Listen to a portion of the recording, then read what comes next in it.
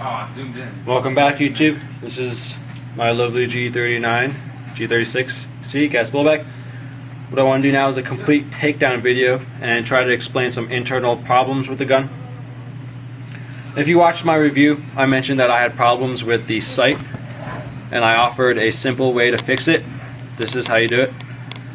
All you have to do is unscrew this screw,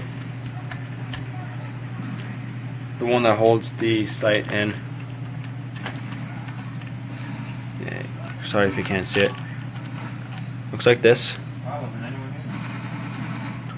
Take it out, and then the big spring inside, take that out. And now just let this one, just push it down all the way.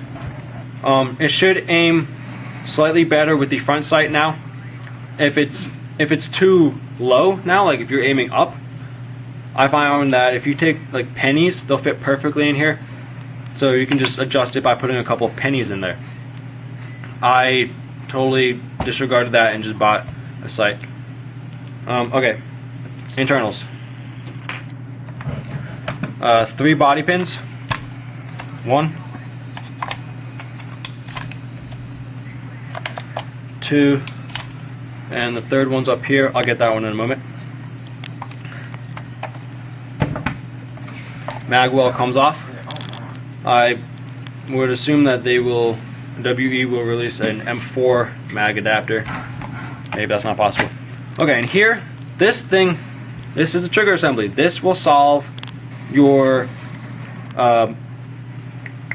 bolt lock problems.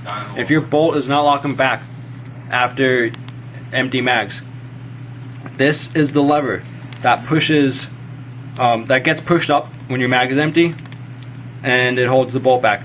There's a screw right here. When I got my gun, it was loose. So when like the pressure was applied on it, it wasn't going up, it was going like sideways and getting caught. All you have to do is take a screwdriver or maybe even your fingernail or something and just screw this in as tight as you can. Well, not so tight you'll break it, but it doesn't apply any pressure to this. This still slides perfectly, but this is in nice and tight. This keeps it from going side to side and just up and down. And I guarantee you that your bolt will lock back much better now. I haven't had any problems with it once I figured that one out. So hopefully that will help you. Little screw. Turn it. Righty tighty. Okay. Internals. Have to remove them. Ah, damn. I don't know what you want to call this thing, but you push it down and then like out, and it's kind of complicated. I don't know how to explain it. Just you kind of have to get used to it. And then recoil spring and everything. Just put that off to the side. And now the bolt slides out nicely. I have it all lubricated. I don't want to touch it too much. And now it's basically hollow. While I have the bolt out, I just want to mention to you like what needs to be lubricated. Basically, just the sides in here, get in there, the bottom and the top. Not so much like the flat part in there, just you know, like the corners, because that's where it slides.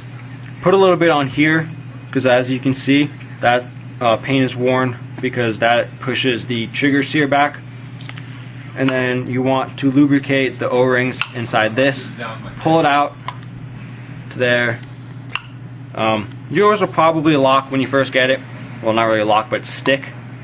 Mine doesn't anymore because I lubricated it well. And you just want to get all the moving parts nice and oily, but not too oily. Okay, now that's how to remove the internals. This is field stripping, basic takedown of the gun.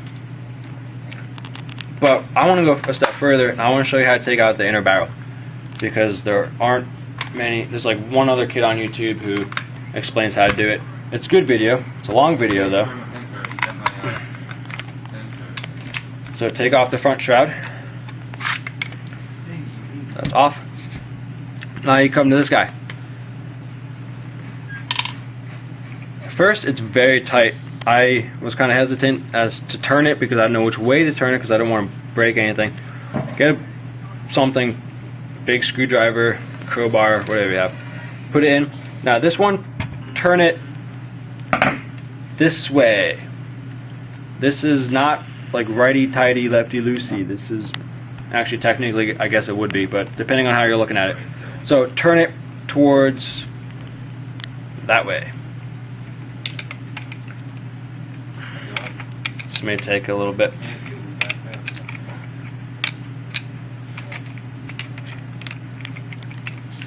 And the point of this is fixing the hop-up.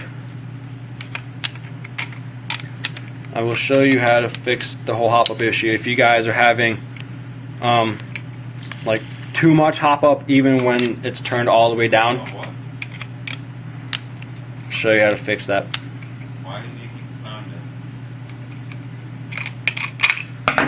And then this comes off. I don't really know what this thing is called, but this comes out too. It's also removable. Don't lose that. It doesn't do anything for the gun, but you don't really want to lose it anyways. Okay. Now, just push this inwards, and it comes out. Nothing on here is lubricated, so don't really worry about it. And now you can get rid of that. This is the barrel and the hop-up. To take this apart, there's a tiny screw right here, an Allen key screw. You need to get, I apologize, I don't have my Allen key with me, but it's not very difficult from here. I can just explain it.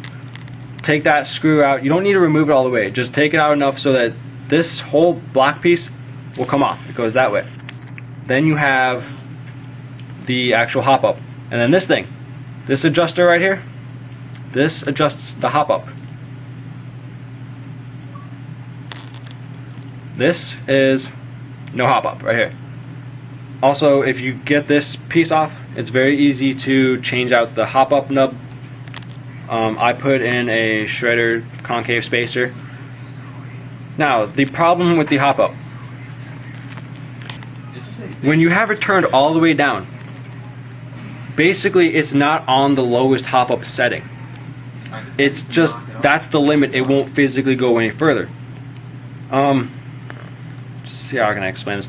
The hop-up arm has a little thing that sticks out and follows a track on this. So as you turn this, that's what moves the hop-up arm up and down. It doesn't go far enough up because this, the actual plastic piece that turns, is too big. What you do is take this piece off. Once you remove this black piece, this thing just comes right off. Not difficult. And then sand it down. I believe if you're looking at it from this direction, you sand down this side.